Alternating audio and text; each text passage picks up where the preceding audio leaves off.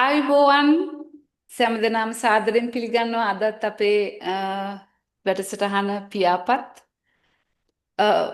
අපි ගිය සුමානේ අපිට පියාපත් රැගෙන ඉන්න බැරි වුණා. ඒ කියන්නේ සමා වෙන්න. එහෙම තමයි අපිට දේවල් සමහර දේවල් සිදු වෙනවා, පසුබෑම් ඇති වෙනවා. ඒ හැම පසුබෑමක්ම ජයග්‍රහණයක් විදිහට යොදා ගන්න එක තමයි අපේ එකම අදිෂ්ඨානය.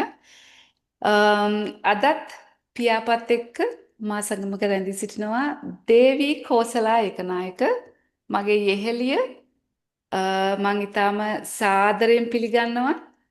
ඉතින් දේවී ආයුබෝවන්. ආයිබෝන් අනු ගොඩක් ස්තුතියි ඔය අදත් මාව ඔයාගේ මේ සාකච්ඡාවට සම්බන්ධ කරගත්තට. අම්, අද මට තියෙනවා දේවිත් එක්ක විශේෂ සාකච්ඡාවක් කරන්න. අම්, අපේ ජීවිතයේ අපි දැන් මේ කතා කරගෙන යන්නේ ලිමිටිං බිලීෆ් ගැනනේ. ඉතින් මේ ලිමිටින් බිලීෆ් මේ සීමාන්තික විශ්වාස නිසා අපේ සමාජයේ ඇති වෙන එක ගැටලුකාරී තත්ත්වයක් ඒ වගේ මේක පසුබෑමක් තියෙනවා ඒක කාටවත් ඒක අඳුරගන්න හරි අමාරුයි ඒක එක පැත්තක් ඒක කවුරුත් ඒක සලකලා නැති නිසා මේක මේ වෙනකම්ම ඒක කිසි අවධානයක් නැහැ. ඒක තමයි දේවී දැන් සාමාන්‍යයෙන් අපේ අම්මලා තාත්තලා දැන් අපේ පාරම්පරිකව අපිට කියන්නේ මොනහරි රැකියාවක් සඳහා අපිව යොමු කරන එක අපිව පුහුණු කරන එක පාසල් අධ්‍යාපනයෙන් පසුව අපි විශ්වවිද්‍යාලයට යනවා. ඒ විශ්වවිද්‍යාල අධ්‍යාපනයේදී අපි තෝරගන්නවා අපේ අනාගත රැකියාව මොකද්ද වෙන්නේ කියන එක. ඒ හැබැයි කිසිම දෙයක් අපි ඒ සඳහා යොමු වෙන්නේ අපේ වමනාවෙන් නෙවෙයි ගොඩක් වෙලාවට. මොකද අපිට සමාජ තත්ත්වය සෙකියුර් කරගන්න ඕනේ. දෙමව්පියන්ගේ සමාජ තත්ත්වයට ගැලපෙන්න ඕනේ. අනිත් එක අපිට තියෙනවා පිය ප්‍රෙෂර් කියන එකක් තියෙනවා. අන්නේ ඒක රැක ගන්න ඕනේ. ඔහොම නොඑක් කාරණා හින්දා අපිට සිද්ධ වෙනවා අපිට වෙනවා අපේ පාත් එක සම්පූර්ණයෙන්ම අපේ පැෂන් එක සම්පූර්ණයෙන්ම වෙනස් කරන්න සිද්ධ වෙනවා. ඒ සිද්ධ පැෂන් වුණාම එකක් නැහැ ඇත්තටම අන්තිමට. පැෂන් එක වෙනස් කරන්න සිද්ධ වෙනවා. ඇත්තටම ඒක පැෂන්ලස් මොකද්ද පැෂන්ලස් ඇකඩමික් පැෂන් ගහේ ක්වොලිෆිකේෂන් පැෂන් ගන්න. වැලේ විතරයි අන්තිමට පැෂන් ඔව් තියෙන්නේ කියලා මම පැෂන් එක කියන්න තියෙන. ඕනේ. ඉතින් අපි ඒ සඳහා යොමු වෙනවා.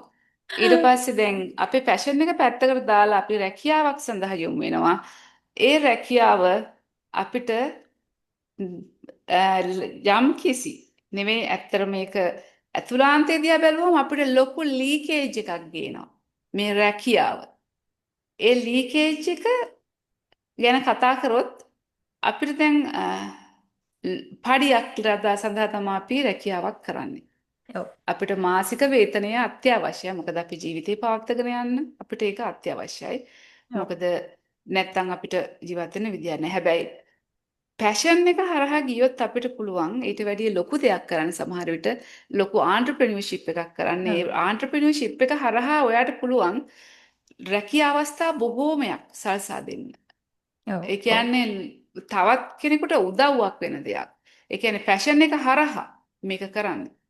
ඉතින් ඒව හැම දෙයක්ම පස්සේ කළා පොඩි වේතනයක් ඔව්. ලබන සුළු රැකියාවක් සඳහා අපි යොමු වෙනවා. මේ රැකියාවේදී අපිට ලොකු ලීකේජ් එකක් සිද්ධ වෙනවා. ඒ ලීකේජ් එක අඳුරලා නොගත්ත ලීකේජ් එකක් ගැන කතා කරන්න තමයි අපි අද මේ ලෑස්ති වෙන්නේ.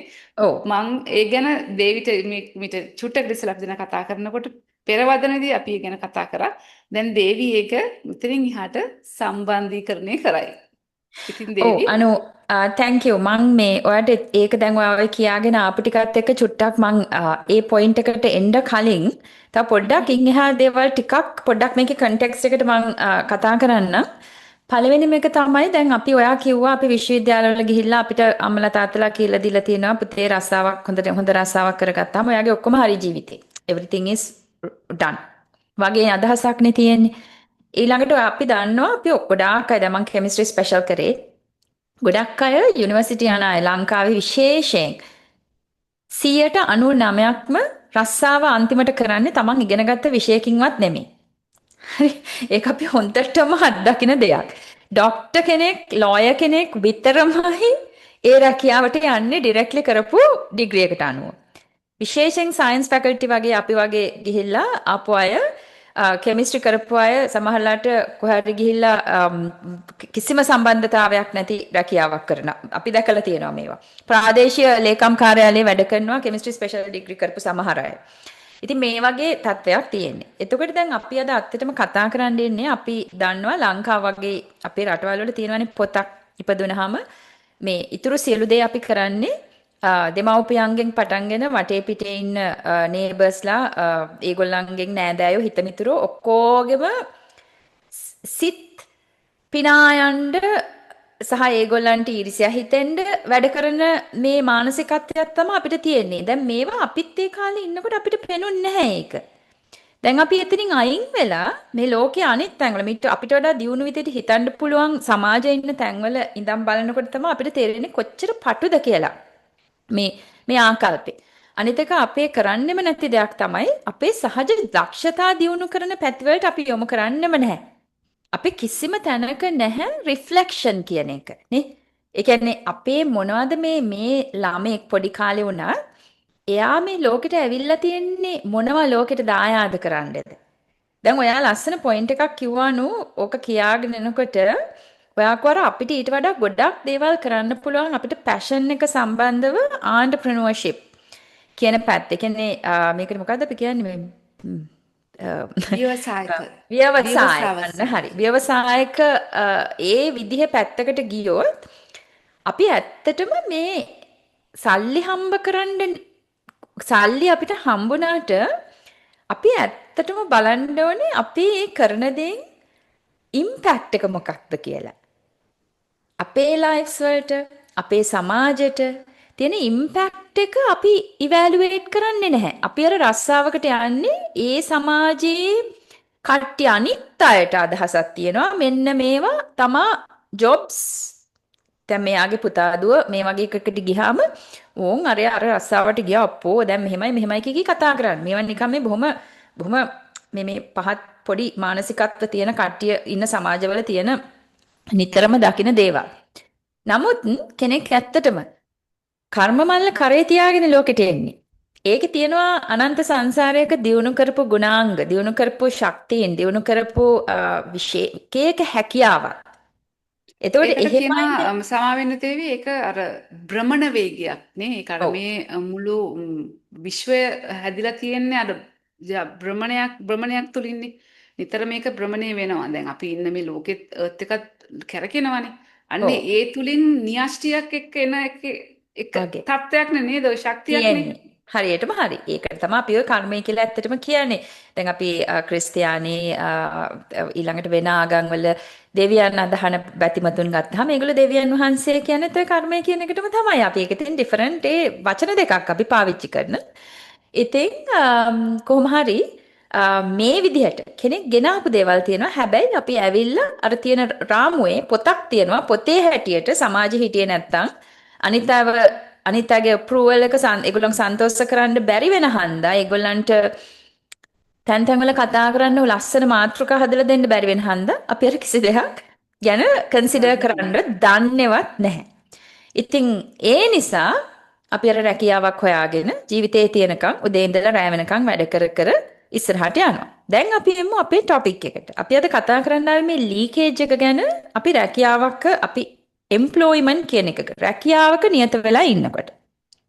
දැන් හැමෝම දන්නවා මම මෙතනට ඇත්තටම ඩිරෙක්ට්ලිම ආවේ අනුව අපිට විනාඩි 20ක් වගේ පොඩි ප්‍රමාණයක් තියෙන කාලේ. ඒ නිසා අපි ඒක ඉක්මනට ඒක කතා කරලා අපි චුට්ටක් ඒක විශ්ලේෂණය කරමු.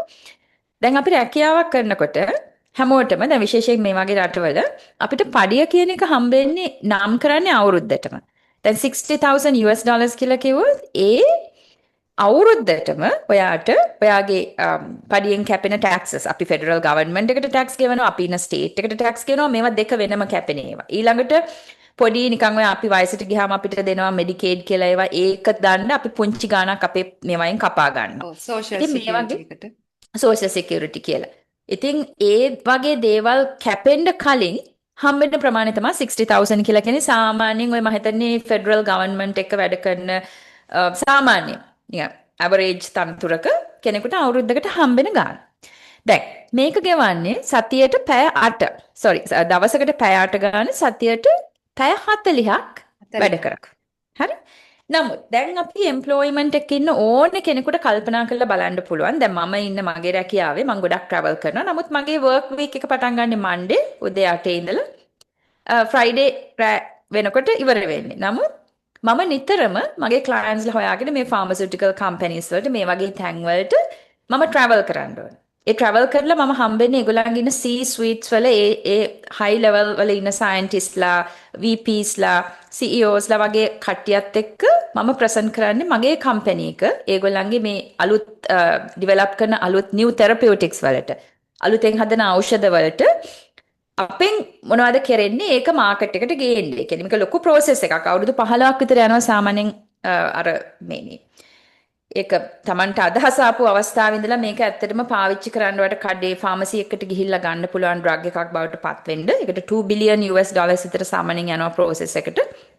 ඉතින් මේකේ අර මුල් අවදියේ human trials වලට එන්න කලින් develop වෙන process එකේ ඒ ටිකේ ඉන්න ප්‍රමාණයට තමයි අපේ කම්පැනි එක ඇත්තටම මේ services supply කරන්නේ මේ drugs assess කරන්න. ඒතර මගේ job එක තමයි මේගොල්ලන්ට කතා කරලා ඒගොල්ලොන්ගේ අලුත් ඩ්‍රග්ස් ගැන එක ලොකු ටෙක්නිකල් ඩිස්කෂන් එකක්. එතකොට එහෙම එකට මට නිකම් මේ සතුටු සාමච්චයකට යනවා වගේ යන්න මට හෑන්ඩ් බෑග් එක අරගෙන යන්න පුළුවන් ගමනක් නෙමෙයි. එකක් මම ප්‍රිපෙයාර් වෙන්න ඕනේ. එතන මම මේ වීකෙන්ඩ් එකේ සම්පූර්ණයෙන් උදේට නැගිටලා හවසට මගේ ගෙදර වැඩ ටික කරලා පැය 7-8 වියදම් කරනවා අර ප්‍රසන්ටේෂන්ස් ප්‍රිපෙයාර් කරන්න.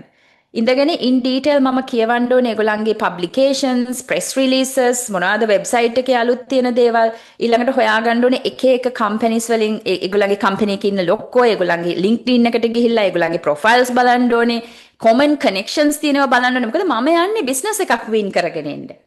ඒතර මම කන්වින්ස් කරන්න පුළුවන් වෙච්ච තරමට එයාලා ගැන මම දන්නවා කියලා මම හෝම්වර්ක් කරන්න ඕනේ. ඊළඟට මම අඳින ඇඳුම හරි ඒකට මම ඩ්‍රයි ක්ලීන් කරගන්න ඕනේ මගේ සූට්ස් මං අඳිනේවා. ඒක ඩ්‍රයි ක්ලීන්ට දෙන්න එක දවසකට මම යන්න ඕනේ විනාඩි 25ක් විතර ඩ්‍රයිව් කරලා. ඊළඟට දවස් දෙකකට විතර පස්සේ ඩ්‍රයි ක්ලීන් එක පික් කරන්න යනවා. දැන් මේ හැම දෙයක්ම මම මගේ රස්සාව වෙනුවෙන් කරන්නේ. මම මේ දුන්නේ උදාහරණ දෙකයි. මේ දෙක විතරක් නෙවෙයි. තව ගොඩ දේවල් තියෙනවා. හරි? ඉතින් දැන් මේ කරන දේවල් මම අනුටත් කියන පොඩ්ඩක් ප්‍රසන්ට් කරන්න කියලා. ඔයා ගුරුවරියෙක් විදිහට වැඩ කරන කාලේ ඔයාගේ කාලේ කොච්චර ගියාද කියලා. දැන් මේ අර පැය 8 දවසකට පැය 40ක් සතියකට. එතකොට ඒක ඔයගොල්ලෝ වැඩි කරොත් 52ක් සතිය අවුරුද්දකට. ඔන්න ඔයා වැඩ කරන්නේ සති ගාන කීයද?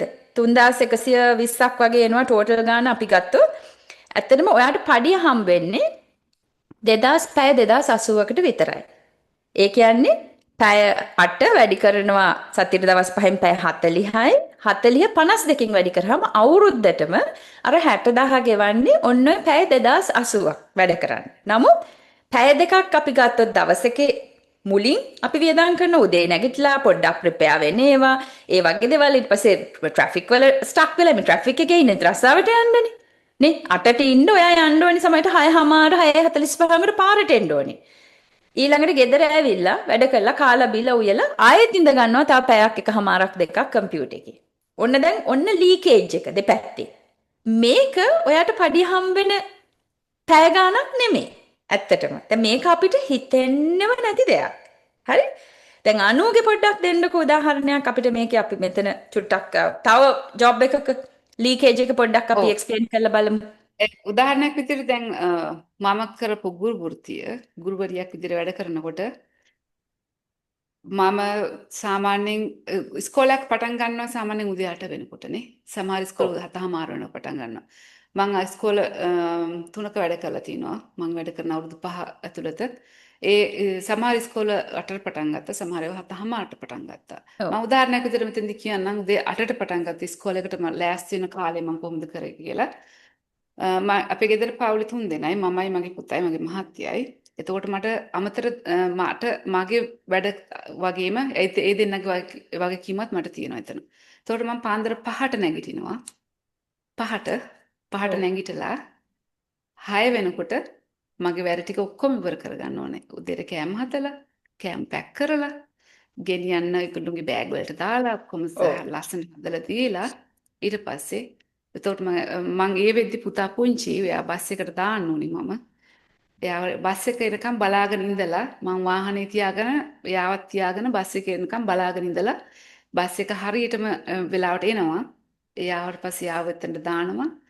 6:00යි මං 7:00 වෙනකොට මං ඉස්කෝලේ ඉන්න ඕනේ. ඒ ඩ්‍රයිව් එක උදේට තියෙන එක හිමින් හිමින් හරි මන්දගාමී ස්වරයෙන් තමයි ඔව්. යන්නේ. මොකද එච්චරකට හැමදෙනාම ට්‍රැෆික් පාරට නිසා. බහින වෙලාව. එතකොට පැය මම මේ වෙලාවට 6:00ට පාරට ගියේ නැත්තම් මට 7:00 වෙනකොට පාසලේ ඉන්න බෑ. බෑ. ඉතින් මං ඒ රෂ් එකක් තියාගෙන 7:00 වෙනකොට මං පන්තියට යනවා. හැබැයි මට පඩිය ගෙවන්නේ 8 ඉඳලා දවල් 3 වෙනකම්. 3 ඉඳලා 4 වෙනකම් 4:00 වෙනකම් මට තියෙනවා පන්තියේ ඉතුරු සකස් කිරීම් ටික කරන්න ඊළඟ දවසට. ඒත් ඉස්සෙල්ලා මට උදේ මම මේ පැය භාගයක් කලින් යන්නේ ඔව්. මං ඒ පැය භාගය කලින් ගියේ නැත්තම් මට ළමයි එන වෙලාවට මගේ පන්ති සකස් කරගෙන තියාගන්න බෑ. මගේ ඊළඟ දවසේ උගන්වන වැඩේව ටික ඒගොල්ලොන්ට කරන ටීචින් ඒඩ්ස් හදන්න තියෙනවා. තව මීටින්ස් වලට අම්මලාට කතා කරන්න තියෙනවා. ඒ වගේ පොඩි පොඩි රැස්වීම් මිනි මයික්‍රෝ මැනේජ්මන්ට් එකක් එතන තියෙනවා. ඊට පස්සේ පන්තියේ දවස පැය ළමයෙකුට පැය 6:00යි. ඒ කියන්නේ පන්ති දවස. ඒ පැය 6:00 ඉවර වුණාට පස්සේ ඉතුරු පැය 1:00 මම වැඩ කරන්න ඕනේ ඉන්න ඊළඟ දවස වෙනුවෙන්.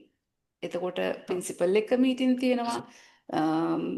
IP වලට වැඩ කරන්න තියෙනවා. කියන්නේ IP එකක් කියලා කියන්නේ දැන් සාමාන්‍ය ස්පෙෂල් এডুকেෂන් ළමයෙකුට තියෙනවා විශේෂ මේ ප්‍රයිවට් ප්ලෑන් එකක්. ඉතින් ඔව්. ඒක හදන්න ප්ලෑන් කරන්න ඕනේ. ඒ වගේ නොයේ දේවල් තියෙනවා. ඉතින් අර ඊට පස්සේ ඒවා මට හරියට හදාගන්න බැරි වුණොත් කියන්නේ දවස මදි වුණාම මම ඒවා ගෙදර අරගෙන එනවා. ගෙදර අරගෙන ඉතින් ඒවා ආය ළමයාගේ ප්‍රෝග්‍රස් එක ලියනවා. ඔව්. ඊට පස්සේ දැන් ඔය අතර කාලේ මං ගෙදර එනකොට 5 තමයි මං සාමාන්‍යයෙන් මං ඇසියුම් කරන්නේ 5 කියන වෙලාව. හරියටම හරි. සමහරවිට 5යි කාලත් වෙන්න පුළුවන්. ඒ වෙනකොට මගේ පුතා කාට හරි ලෑස්ති කරලා තියන්න ඕනේ යාව බස් එකෙන් පික් කරන්න. එහෙම නැත්නම් ඉස්කෝලේට ඩේ කෑ එකක් තියෙනවා ආෆ්ටර් ස්කූල් එකෙන් යාව පික් කරන්න කරගෙන මම ගෙදර එනවා. ඔව්. ඊට පස්සේ ආයෙත් දවස අවසාන වෙනවා. හවස උයලා පිහලා ඔක්කොම කන්න බොන්න දීලා ඔක්කොම කරලා මම නිින්දට යනකොට රෑ 9 9:00 10 10:00 ඔය වගේ වෙනවා. ආයෙත් පහුවදා නැගිටින්න ඕනේ ඔව්. පාන්දර 5ට.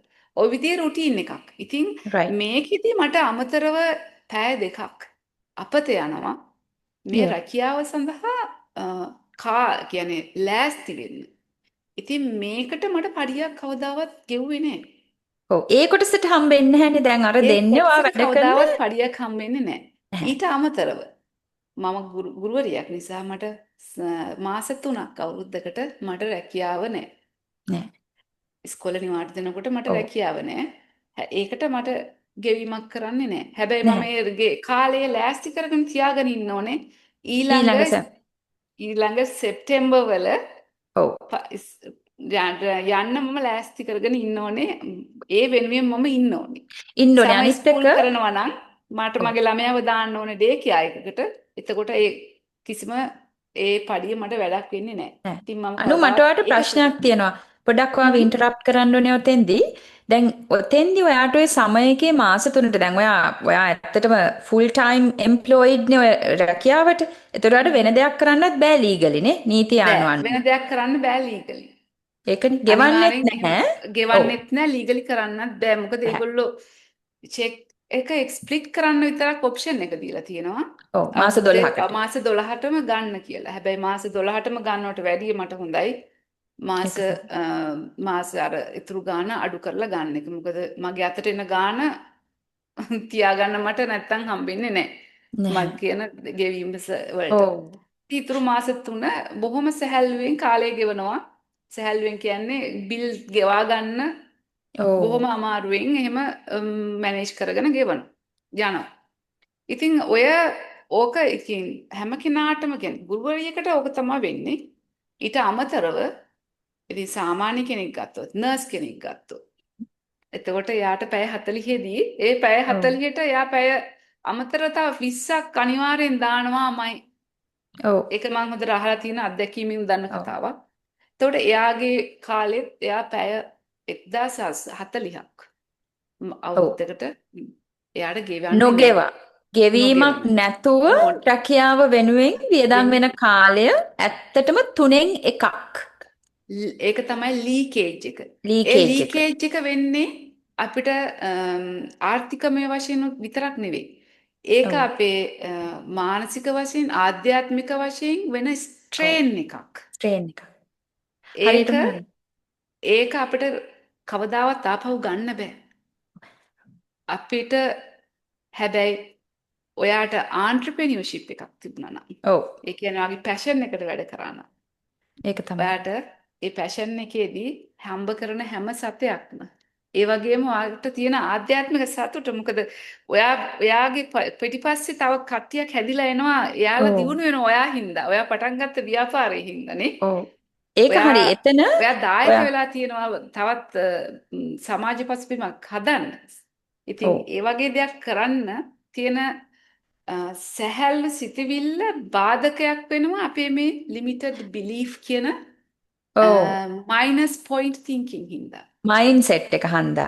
අර මයින්ඩ්සෙට් එක පුවර් හින්දා. මයින්ඩ්සෙට් එක. ඒ කියන්නේ අර හරි නැරෝලි ලිමිටඩ් බිලීෆ්ස් ඔබලා හදලා දීලා තියෙන මයින්ඩ්සෙට් එකෙන් අපි දිගටම කන්ටිනියු වුණොත් අපිට කිසිම සුගතියක් නැහැ. දැන් ඕකේ අනිත් පැත්තට තේරෙන දේ තමයි කට්ටියට පේන්නේ නැති දේ තමයි දැන් අර රැකියාවේ කියන එක අපිට 60,000 කියන එක අපි උදාහරණයක් විදිහට අපි ගත්ත සැලරි එක 60,000 per year ඒක කොච්චර දේවල් වැඩි වුණා දැන් අපේ cost of living කියන එක වැඩි වෙනවා දවස ගානේ නිකන් ඩබල් වෙනවා සමහර දේවල් මෙහි ඇත්තටම mortgages කියන ඒවා ඊළඟට insurance දැන් කාර් එකක් කියන එක දවස ගානේ depreciate වුණාට අපේ ඉන්ෂුරන්ස් එක හැම මාස 6න් 6ටම කාර් ඉන්ෂුරන්ස් එක තව ඩොලර් 200ක් විතර වැඩි.